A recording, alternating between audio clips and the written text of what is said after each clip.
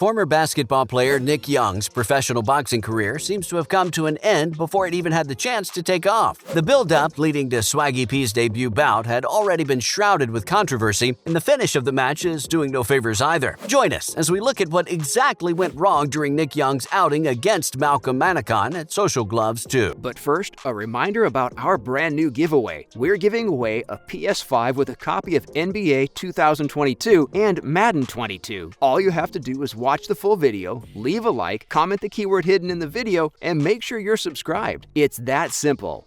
First up, why did the fight get stopped early? Best known for his time with the LA Lakers and Iggy Azalea, Nick Young was set to make his boxing debut against social media influencer Malcolm Minikon in a 5-round exhibition fight at Social Gloves 2. As the fight got underway, it became very evident that the 6'7" Young lacked boxing ability, but he used his size advantage to stay in range. Manikon's mouthpiece was sent flying across the ring by a strong shot from Young in the second round, only for the internet star to fire back with a big punch of his own. Both men were starting to slow down by the third round when the fight was stopped after Minikon landed a big strike to the back of Swaggy P's head. The fight was restarted after Young got back his bearings. As the fourth round got underway, both men were pressed up against the ropes when Malcolm drove Nick through the ropes in a bizarre sequence that resulted in the fight being abruptly stopped. Swaggy P was sent tumbling through the ropes after claiming that his opponent had delivered an illegal headbutt. The former LA Lakers guard was left lying flat on the canvas for a lengthy period of time before the fight was eventually called off. Moving on, Nick Young comments on the finish. Young went on to allege that Minikon headbutted him, despite replays of the incident suggesting otherwise. The former NBA star claims that he feels good about the fight and that he managed to land a lot of shots. He went on to accuse his opponent of hitting him with a cheap shot and followed that up by saying, "That's what you gotta do when you're losing," obviously suggesting that he had won the fight. Given the controversial finish of the fight, it doesn't come as a surprise that some people suspect that there was more to this than meets the eye. Some even claim Young had actually been knocked out before the stoppage, something Swaggy P vehemently denies. "Y'all crazy saying I got knocked out. I was whooping that boy,"